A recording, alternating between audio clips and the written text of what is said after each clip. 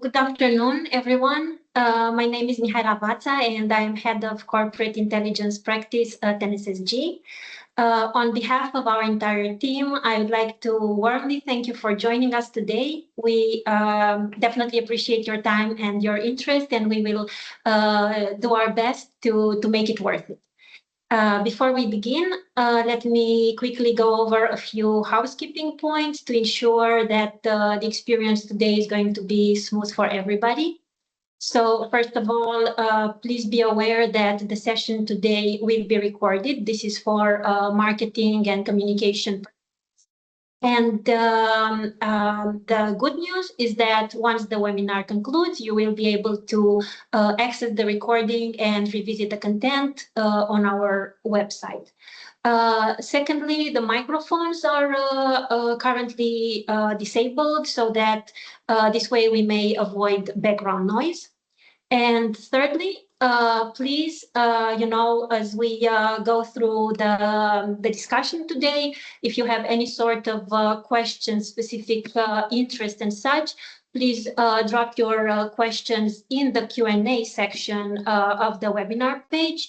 And we will make sure to set aside 10-15 minutes at the end of the session just to answer your questions. So this being said, it's been a while since our last NSSG Talks session, and I'm genuinely happy and honored today to be resuming this series with a very important topic that proves its relevance every single day, and with distinguished guest speaker and our host speaker. We are all coming from this business, and I think we can all agree that supply chain security and resilience are critical to businesses and to organizations worldwide. Moreover, they are at the heart of many of today's most pressing security, operational, and risk management challenges.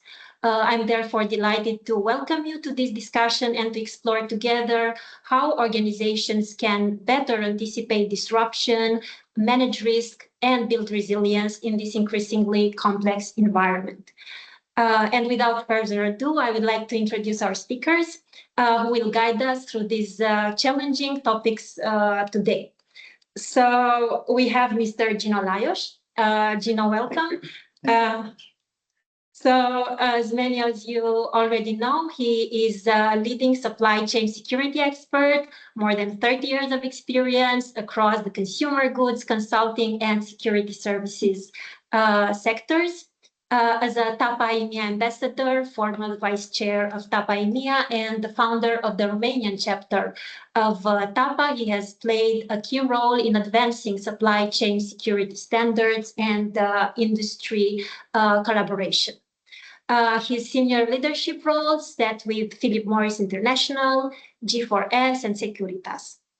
On the other side, on my right, we have our host, Mr. Alessandro Martello. He is the founder and the CEO of North Star Support Group. We are a risk management company that provides strategic, customer-focused advisory and support all over the world to our clients. And Alessandro has over 20 years of experience in the security industry, and he leads multicultural teams supporting organizations in high-risk environments.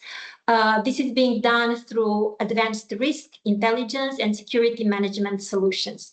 He's a member of ACIS International and the Security Institute, and has served on the ACIS International Crisis Management and Business Continuity Steering Committee since 2023.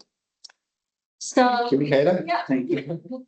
I will say that with this introduction, you won the chair of the coordinator for these talks from now on. Perfect, well done. Well, I'm sure that at the end of the discussion, everybody will agree that we have the top of the top with us today, and I think that the top of the top is exactly what we need for this topic. I will also bring my input to this, and I believe that we can all agree that supply chain security is one of those topics that you can approach from very many different angles, but wherever you start from, it's gonna be a difficult spot.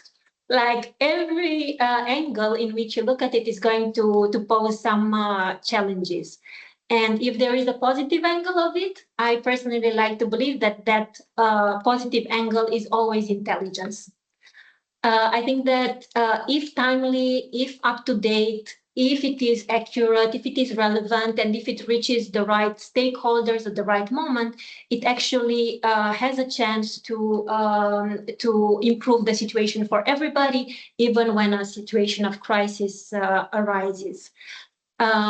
So we are in this sector, and our mission is always to reverse the scenario in which we have people and organizations and business leaders reacting to crisis. Our job is to anticipate the threats. So Gino and Alessandro, let me start with the first question for today, which is not whether, but why do modern organizations need strategic intelligence embedded within their decision-making processes? And specifically, which role does it play in strengthening resilience and managing risks? Gino, your floor. Thank you Let very me only thank you personally for being here with us today. I think that certainly you are the superstar of the table, so it's a really big pleasure. The purpose again for us today is sharing a point of view. We are not here to educate anybody, but hopefully to have an interactive discussion with whoever join us, because I believe that the strength of our industry should be not fighting each other, but sharing. It's an ocean full of fish where we can all have our cut and maybe being less distracted in clashing between each other will help everybody in reaching,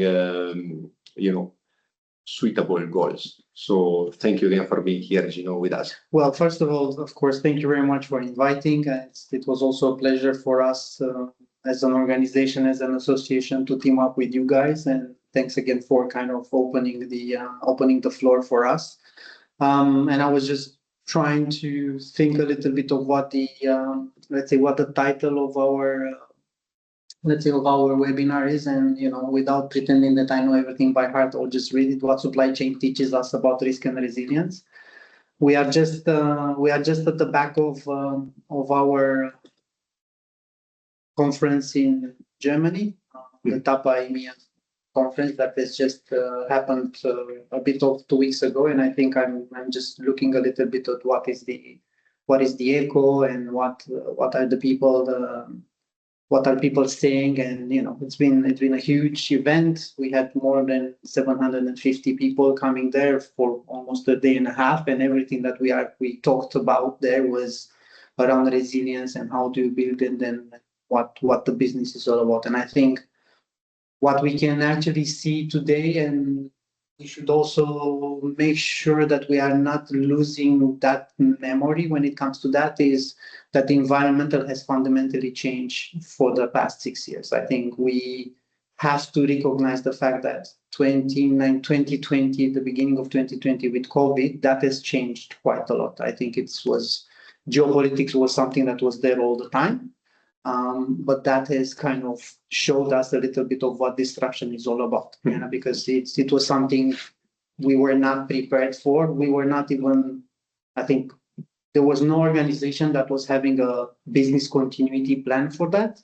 I think the business continuity and building resilience were kind of an idealistic theories in most of the organizations, and some of it they would just have like a 345 million pages booklet that sits on someone's drawer, but nobody reads it, and some are a little bit more agile.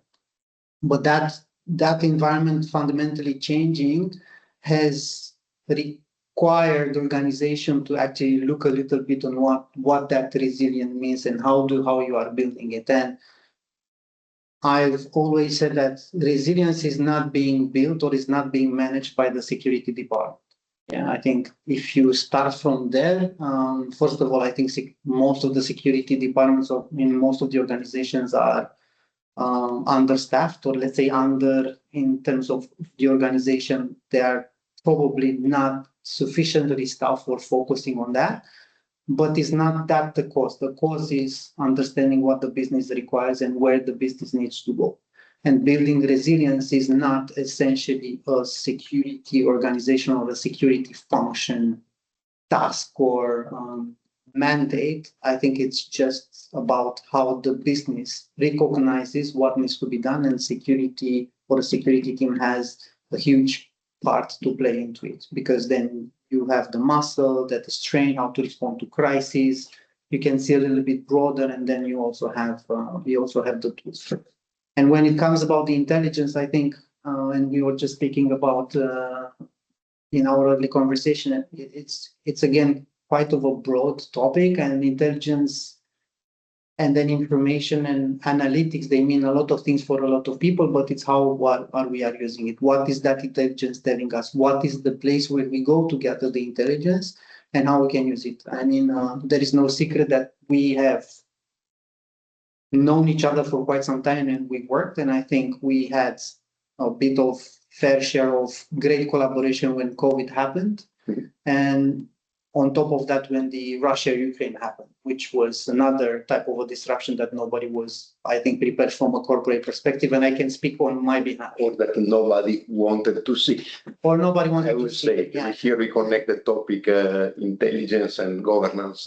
And I take that example as, and without giving too many details, because it's not the place or the time to do it, is that's where these are the kind of situations where, as an organization, the resilience means having that type of intelligence that it's actionable, and based on that, you know what the actions to be taken to solve a problem. For organizations, and again, I'm not going to put numbers, for organization that time was how are we taking care of our people, and what is the best type of an intelligence that we can use to make sure that happens. And again, we have our own experience, a very positive experience as such. But for me, that's how I learned from being in a security organization and being fortunate to lead that effort. That's where I understood what is the type of intelligence that I need, and what that brings as a resilience for the organization, because the outcome and then the impact that it had on an organization was great. And when I say great, it was into a positive manner. Again, I have a lot of details that I would have loved to share, and not the place, not the time.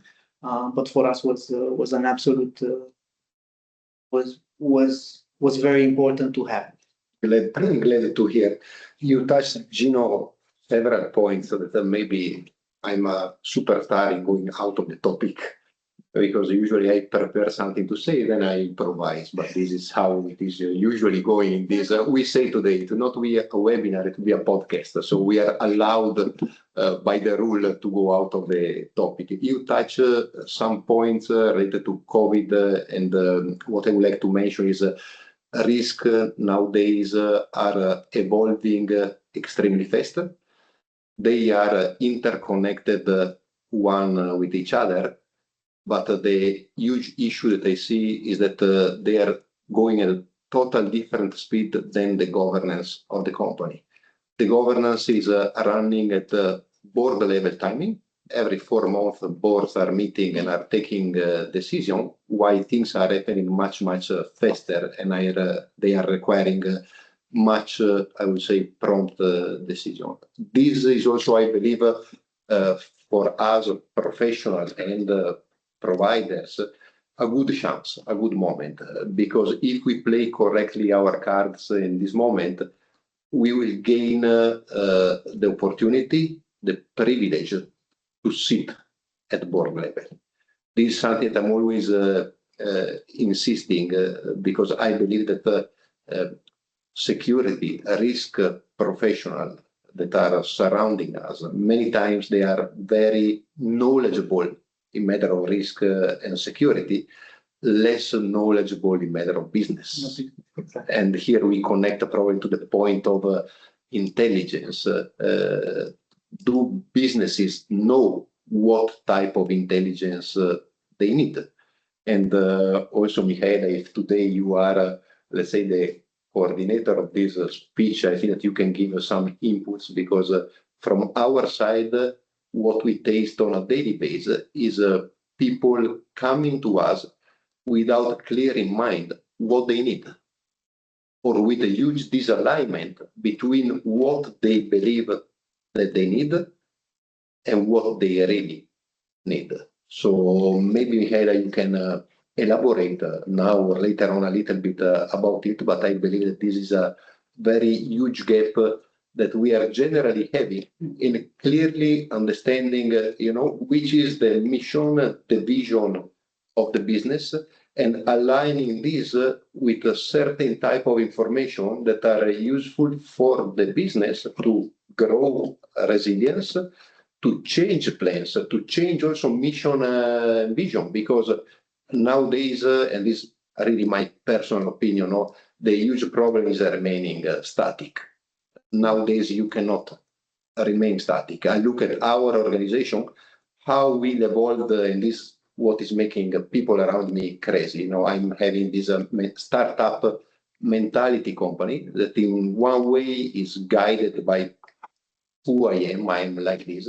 But what I recognize is the need of constantly changing, because remaining static would be the digging a hole for ourselves. Then I accept a different point of view on this matter. I'm quite extreme on this, but I believe that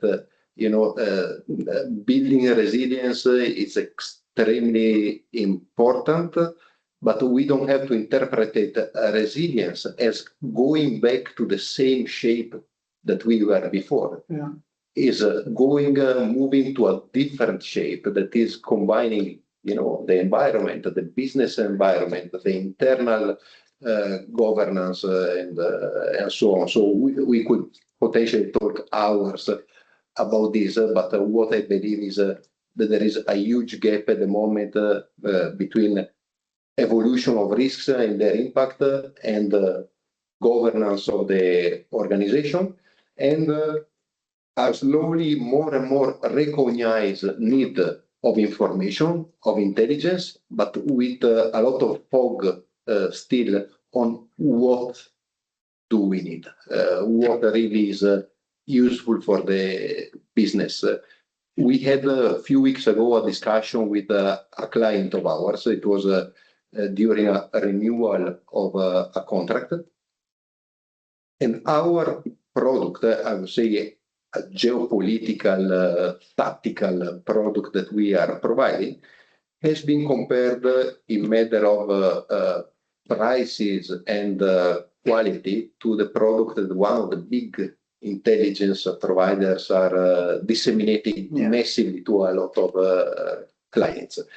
And this put to me a huge question mark related to the understanding of the client that we had in front of us, related to what do I really need. Because I can accept the fact that, I don't need your tailored product because it's too expensive. It's enough the other one, but I cannot compare them. You are comparing an apple with a castraveți, talking in Romania. So it's not matching. So the English translation will be cucumber for you that I'm not speaking Romanian. So just to make sure that they. I just wanted to show off a little. Yeah. I have some Romanian knowledge. Yeah, the connotations are lost in English. So need to be castraveți all the way. No, but I was also thinking, that's what I said. I have in mind of what has been happening 2 weeks ago in Germany, where we had the meeting. By engaging with so many people and having the discussion, I think everybody speaks about the resilience, but everybody's trying to figure out what it means. Everybody's trying, and we are using resilience and anti-fragility, which is this very new, very quite interesting term. But when I look at supply chains, because we wanted to take that example, I think what we see within the organization with our members, but also I take my own experiences using the standards and using the platform. I think the resilience is created when the intelligence is shared. Yeah, because that's all what is. It's one to have it, but then who's your, I will not say your client, but who's the one that will benefit the most?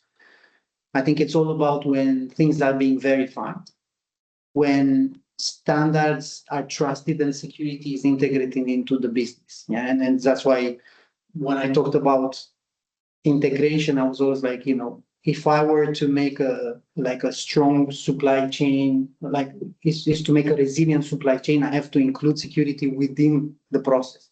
I cannot say, security sits on top of it or underneath. It has to be a bit of an end-to-end, and that was the idea. There's also something practicing. I also understood that, as a manufacturer, as a client of the product, if you can say so, anybody that manufactures something that sits put on the shelf, so as a product, it's it's a client, it's a beneficiary of that. You cannot solve it alone. Your supply chain ecosystem cannot solve it alone. Your technology companies cannot solve it alone. So that's why everything needs to be shared. Everything needs to be discussed. And out of that, you can get I would call it a better intelligence, but in the sense of like, it's what you actually need among all this noise and all the things that are actually surrounding you. You can pick and choose if you have the right players around it. And I've also had an opportunity to speak with law enforcement, and I said, we cannot solve it independently either. Even the law enforcement recognizes that societal support and involvement is so important into managing things which are not at one's control or uncontrol. It's just something that needs to work together. And that's why intelligence, to create resilience, is to share intelligence and use it in a shared matter. And then you have your intelligence, you have your standards, you have your programs, you have your structure, and you have it embedded into the business. If that is not embedded into the business, I mean, you can try whatever and you can use whatever term you want. That's not going to be something that is actionable and is going to give your organization a better stance in facing any kind of crisis or any kind of, let's say, headwinds that you might get. We are going in some way against the human willing of sharing. We talked today a lot about sharing, and this is something that I like always to mention during conversation I'm having, that beside all the theories and practices and whatever, there is always the human component. I'm fascinated also in some way about the human behavior, and connecting to the topic of intelligence. Prior to the invasion in Ukraine, we were discussing with potential clients and with I would say some chamber of commerce that were gathering together big audiences. And what I was noticing, it was evident that people were denying risks. So if we have 150,000 Russian troops on the border with Ukraine, you cannot deny that there is the chance that they will put their feet in Ukraine. If you have a virus that is exploding in China and slowly spreading in the surrounding, you cannot deny that there is no chance that he can reach. So there's a very, very deep human bias related to this, that we deny what we don't want to happen to us. And that is also a component that the intelligence should support. You know, we should have on the table something that will put us I'm not saying the truth, but the things that we don't want to consider on the table. Yeah, I also believe that this is very normal on the market and on the usual market in which companies operate to always want to win. And this generates constantly this appetite for risk. And what we have also seen is that we have clients that can understand, you know, your argument and the facts, but they are always also looking at what the other people are doing. And as you know, an intelligence and security company, you also inform them that them on that. As long as the other ones are still on the market and are still there, it's difficult for one to be the first one to drop the weapons. But in the end, the one that presses the brake first could be the one that gains the most. Yeah. Because that's the one that actually cut all the potential losses and that never went into full mode crisis. And I can also definitely agree on the part about human mentality and the way that we look at risks. It's difficult to switch off your competitive mind to just think about being protective of the business. But there is a time to push and there is a time to step back, I believe. And I also think that also intelligence is of very many different kinds. Projects are of different kinds because in a situation in which everything goes well, of course, you're using the intelligence that will help a company grow. You're looking for the competitive intelligence that will make you grow faster. But then there's the intelligence that is mostly defensive, the one that will help you not lose. And there's always this, I think, balance that decision makers in companies and organizations need to be aware of, and will need to switch from one hat to the other and know what to do at any given time. And our only role is to advise, but we're not the decision makers. So, okay, I mean, when we were talking about supply chains and look at it, it's like there is a tendency to consider it as being a logistic issue, and it's not. Because it's at the same time it's a geopolitical issue. Yeah.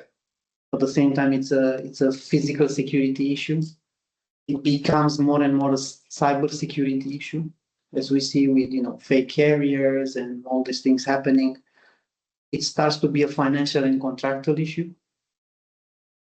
And it gets more and more challenging when it comes about people and insider risk. I think there are so many things that when you look at the supply chain and when you look at the risk, if I were just to take the supply chain as a craft, that you cannot say, there is my logistics team that needs to solve it and they just need to be, doing this or doing that. It's just like you need to take all of these things in together. It's like, I'm not calling it building an ecosystem, but see it as an ecosystem. It's like, how do I manage all these small things or these parts in order to do it? And then we can talk about regulatory issues, or then you can talk also about the customer. I mean, I can give all the experience we have with the association.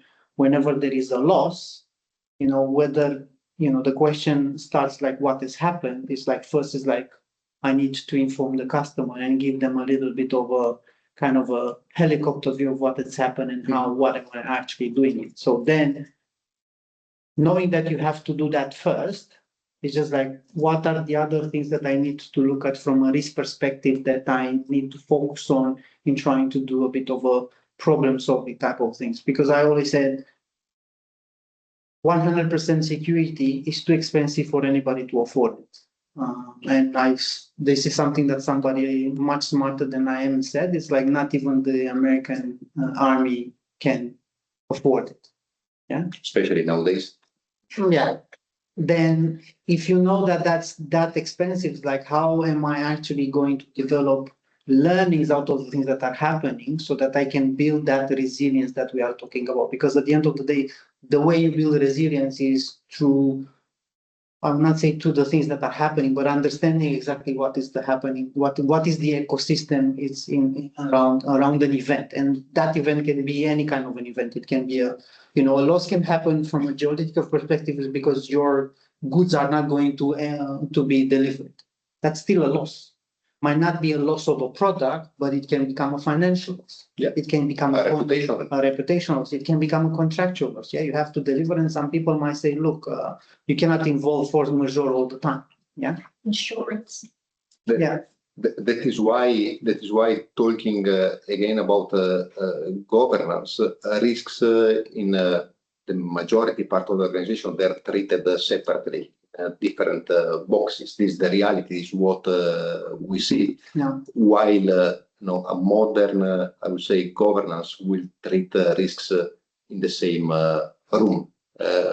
Still now, you talk about a risk with companies, and the connection is a risk related to financial risk, because there is history about it. Is the history related also to our profession? No, we ask ourselves why until now we never heard about a chief security officer becoming CEO of a large corporation. No, this will be. We had to talk last time about that. Yeah, this will be the winning where we open a champagne around this table, where we see somebody of our audience, becoming from chief security officer of a large corporation, CEO, where there's a component that is related also to the maturity of our category. It's security, risk, resilience is something quite new compared to disciplines like finance, operations, legal. But that's exactly what I said. The resilience must begin with the business. It's not the security department stuff. Correct. So you can,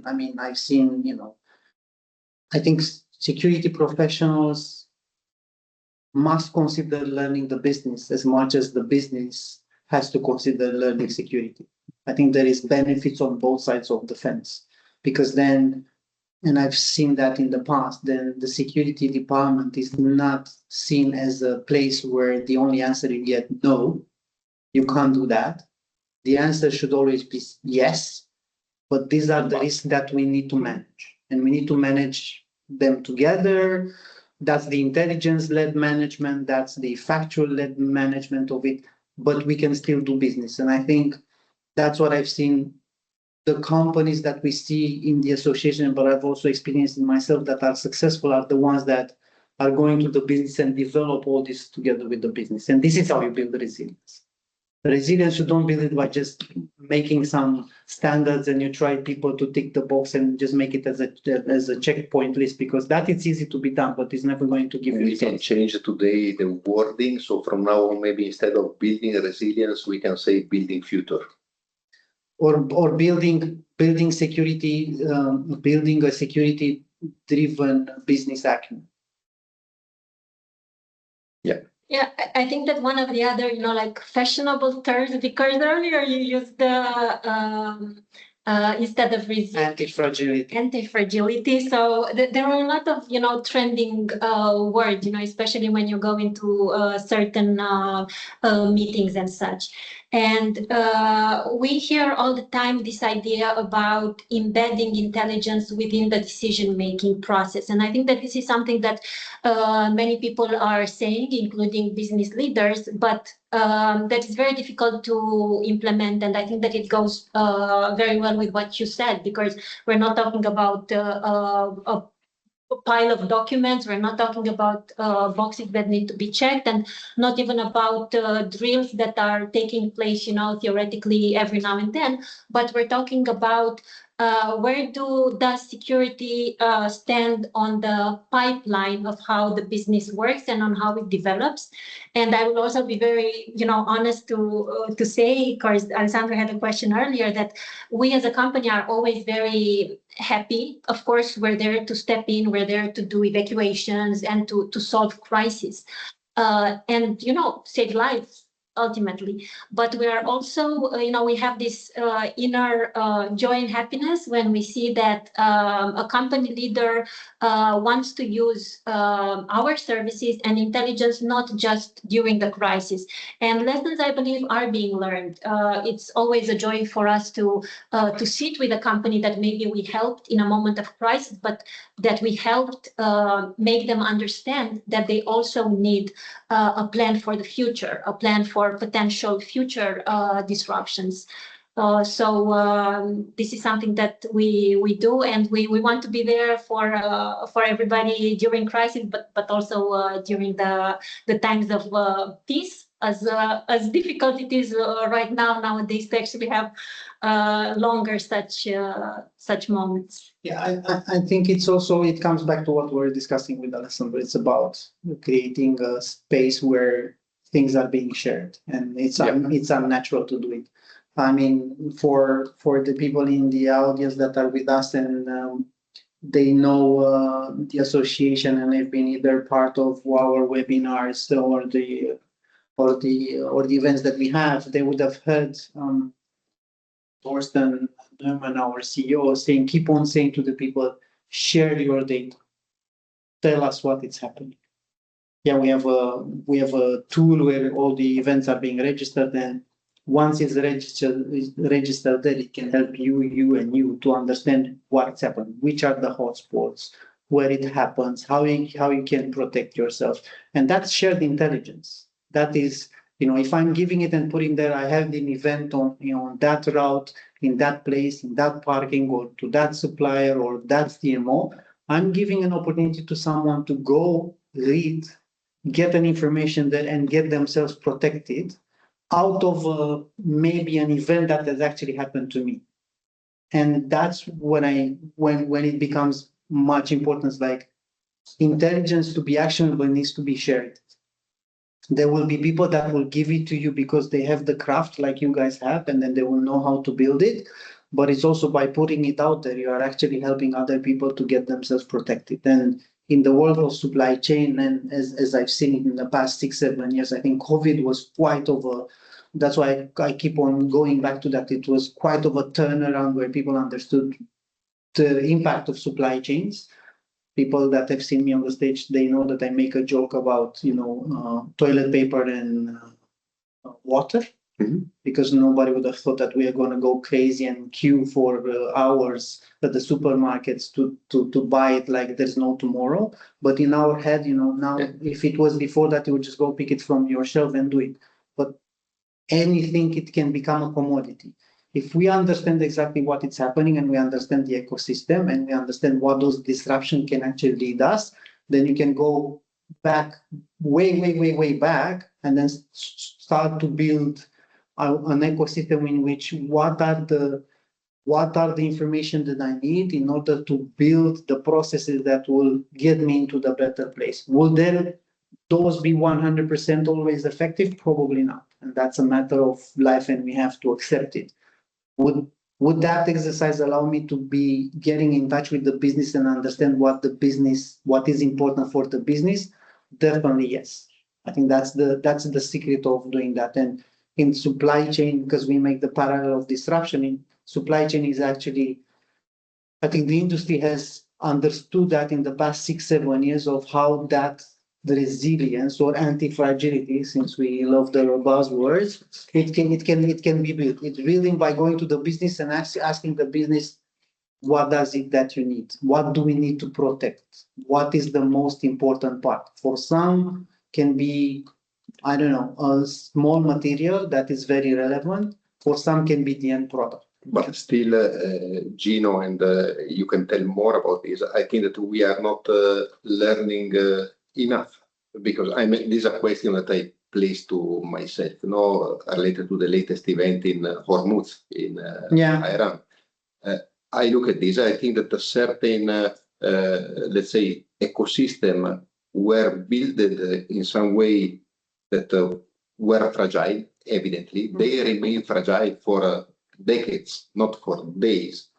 But still, we always need to reach the point of the breaking point before thinking about changing something.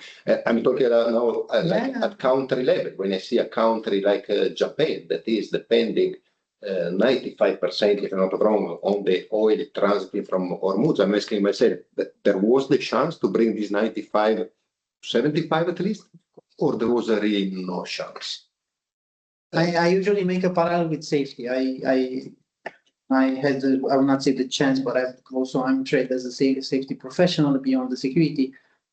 The worst mindset I've seen, and it happens in safety all the time, is people say, this is not going to happen to me. And whenever I hear people saying, this is not going to happen to me, I just look them into the eyes and said, that's exactly why it's going to happen to you. Yeah. Because that's the mindset. Yeah. So the mindset should not be like, that's not going to happen to me. The mindset should be like, have I took all the right steps in order to make sure that I build ways of solving an issue or having a substitute supply? I looked in the companies that I worked, but especially the last one, I looked at like what the diverse supply means, what means to take it from different places. And of course, we can talk about global economy, and we're not going to solve it in this webinar, although that would have been great because then we would have asked everybody to pay for it. But then it's just like, how do I make sure that it's like, if something happens here, I still have an opportunity to go there and it doesn't stop. And I think for years, and maybe some of the businesses, this is why I think the security part, and you mentioned the CSO level being at the, at the table with talking about strategy, maybe not all the business strategy, but some of them definitely, when it comes about that, is have we relied too much on the fact that this is not going to happen to ourselves? I mean, that's a question that we need to ask. That's what I said, the supply chain is not a logistics risk anymore. You cannot just go to your logistic manager and say, oh, by the way, I got some goods stolen. What have you done for it? I mean, the person should actually look at you like you are, one mad person, because that's not for them to solve it. And it will be unfair. Yeah. Yeah. So you have to look a little bit on the broader. And I think you mentioned this word. Yes, of course. Okay, we are not in the place where we are taking decisions that involve governments or things that can change the way current world works, but we can advise organizations or, like you guys, more organization being your craft, but even the colleagues that are watching and anybody that is within this craft of security, resilience, business continuity, crisis management is like, do we work on the notion of this is not going to happen to us? And then if we do, how do we reverse that and then try to start from a point where like we are building scenarios and then but the right scenarios, because then again you will end up with the 345 million pages booklet that nobody's going to will remain there and will be an input. There is a related to this, something just came to my mind. It was part of a discussion that I had a few days ago, or some days ago, with our head of operations. And it's part of our transformation as a company, because when we started the business, essentially we were working mainly on travel security. Travel security was our starting point some years ago. And important as well nowadays. Important, but I tell you, Gino, and this is in some way explaining the I would say the mentality that we should adopt, or I've been lucky to adopt. 10 years ago, was a business to find a car and a driver for a client in Burkina Faso. 10 years ago, but now you know what? You go on Google, you find it. It's a solution that it's a clients can find by themselves. There is not any more added value.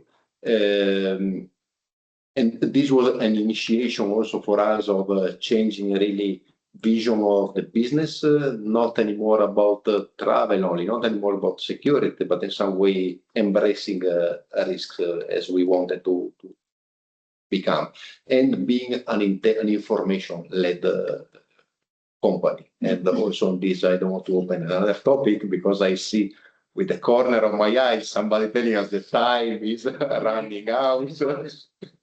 But we can ask for a second session then. Yeah. Yeah. Actually, I was also thinking about time, but my time was measured a bit differently. Of course, I personally just liked it that you happen to start the conversation from where you met, and that seems to have been Ukraine and that crisis, and then we moved to the more recent crisis. Yeah. And this brings actually what we had as another topic to discuss, which are the lessons learned in general, and how difficult is it to learn a lesson for businesses and organizations. We already spoke about how the language of entrepreneurs is usually oriented, is focused upon growth and about, gain, making it worth it. But the language of security and in this area and safety is mostly focused about how to avoid risks. So at some point, it also looks like for us, let's say in the intelligence and security sector, it also feels like the job seems to require more and more some kind of craftsmanship about how to present things. And usually you present a problem, you also need to present a solution for it, because otherwise it's easy for everybody to ignore it. But if you also come up with an idea that's feasible, that might make your counterpart more open to actually listening. Unfortunately, this takes us back to how security cannot function by itself in order to ensure resilience, because you cannot come up with from the security standpoint, you cannot come up with business solutions by yourself. You always need to be connected with all of the departments. You need to be aware of how the company works and such. So we're only diving into more and more into complicated things. But you are making it very complicated and especially for the time we have. No, I'm kidding. I think that is a very important topic onto that. And again, looking a little bit from the perspective of the supply chain and manufacturing and that side of the business, what I've seen through the association, but also the learnings that we have from our members and all the discussions that we have, and we see more and more people approaching us to understand what is the value add, how we can help them, how we can develop. I think there is and I took few notes because I will not pretend that I know everything by heart. There is a risk in itself where there are consequences of let's say an unprepared security function. Yeah. And the consequences, and again, I just wrote them just to make it clear for myself, but also to be able to share it with everybody. I think if a security function is isolated, disconnected from the business, because we just talked about it, there are quite a number of, I would call them a predictable and let's say areas that can and problems that they can arise. And one of them, and I'll just look at the notes. One of the things is that the organization sees the threat too late. Yeah. So, and then it's like, if it's too late, then you are into the recovery mode. You are not proactive anymore, you are reactive. And then everything that's reactive is very costly. And it's a fact. I would love to be challenged and I would love to run an exercise, but I bet on myself that I will win 100% of the time. When you are reactive, you are going to spend much more resources. I will not even talk about the money. It also focuses too much on protective assets than protective the business outcomes. Assets are important, yeah. And again, I will just say so that it's very clear. The most important part of a business that needs to protect, it's the people.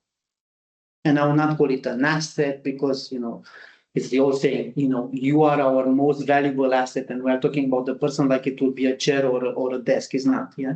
It's the business that person gives you business outcome. Yeah. So you are giving a business outcome. Alessandro gives a business outcome. I give a business outcome. Yes, of course, we are valuable as human beings because human beings are valuable.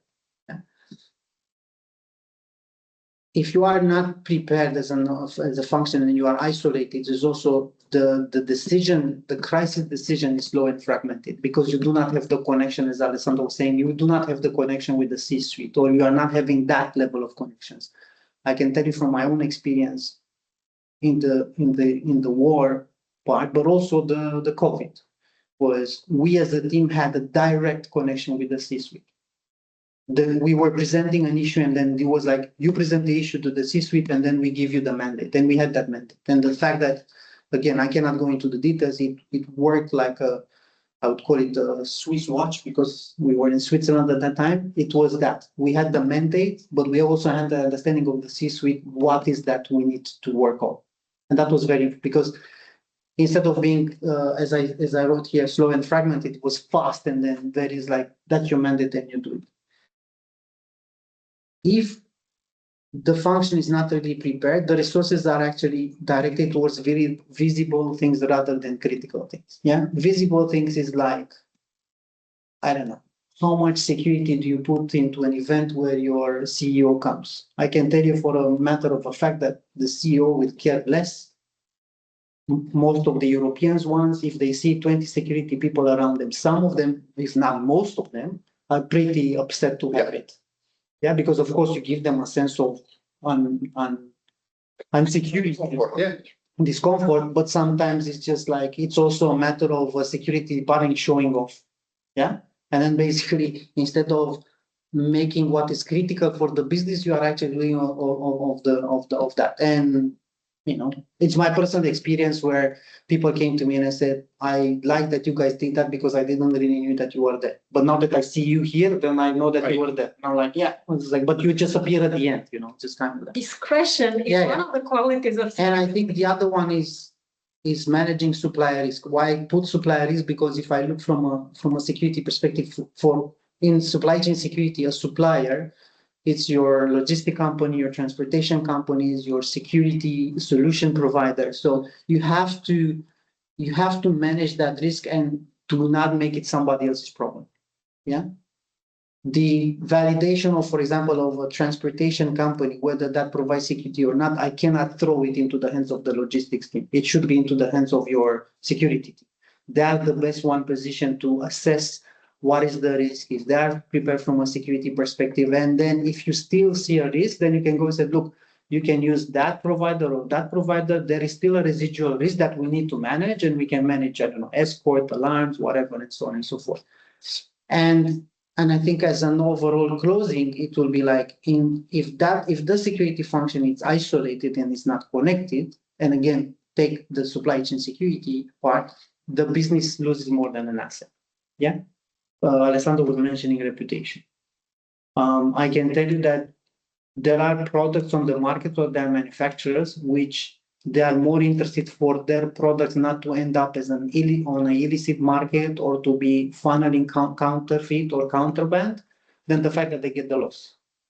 Yeah, because then it's a reputational thing, and then you cannot actually fight that. Then you can have law enforcement, and you can have governments coming after you as an organization saying, what is that you actually did in order to protect your product, your supply chain? Because look, if this didn't happen, that happened, and then you are funneling, you know, counterfeit, contraband, and everything that is within organized crime, it funnels a lot of bad stuff. Yeah. So I think that these are the key takeaways, and I really think that they obviously come from a lot of experience, and I think that these are insights that we can all, you know, take us food for thought and to have in mind in everything that we do in the future. Alessandro, which would be yours? I will just add something connecting to what Gino said, you know, that you had during the conflict, the opportunity to connect with the C-level executives directly. These are things that are happening for us professional maybe twice in life, and we don't have to fail in that moment. This is our opportunity. This is a sort of takeaway for everybody. We need to be ready for this opportunity to show that what we can bring on the table of the organization is much more than, you know, badge and guns, as sometimes we are considered. We don't have to fail. And I connected to the fact that in very modern jurisdictions, like the Swiss one that I consider modern, when you register a company, necessarily a limited liability company, while in many other countries, the main purpose of the company is making money, like here in Romania, like Italy, the purpose of the organization is making money. In Swiss is lasting in time.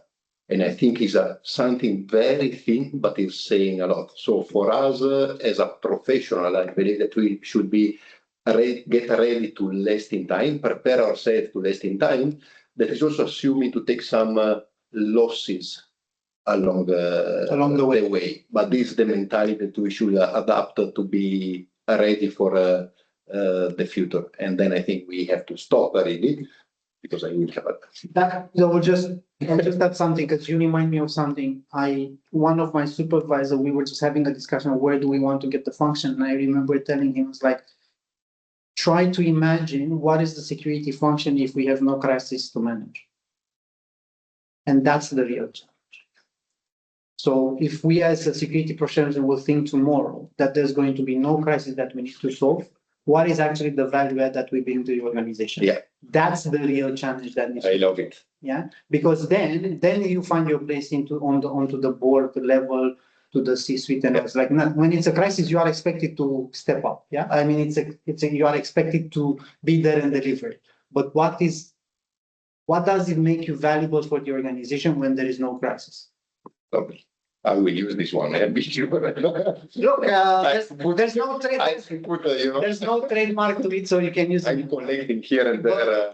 But I found it very, very interesting as thinking about how do you bring value to a security organization, because at the end, and as we were having that chat, there was let's say the leadership team of the security organization. We're like, we have 240 people that we are responsible for. So when you are responsible for that group of people, that's what I said.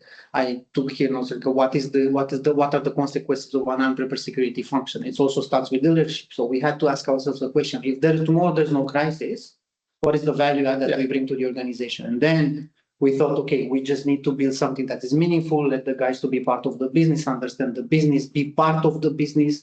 So then they are, by consequence, they are this enabler of the organization. Without that, you don't go to them and say, can I do that? And it's like, no. And they will be like, okay. And because they come 5 times, and then the 6th time they will not come. They will do it, and then something will happen. But they'll be like, before we do anything, let's go to the security team, ask them what it is, because they will tell us what is the risk and how we can do it. And then they have a kind of a peace of mind. So. Love it. So we can let this be maybe the final idea of the webinar. That way we're not going to end the session with a debate over copyright and other matters. But truly, thank you very much to both of you for your experience and your insights. And hopefully we're all just going back home, and we're all going back to our different offices tomorrow morning, a little bit wiser and more prepared to face the business and to face whatever crisis may occur. Thank you. Thank you, Gino. Thanks a lot. Thanks everyone for joining.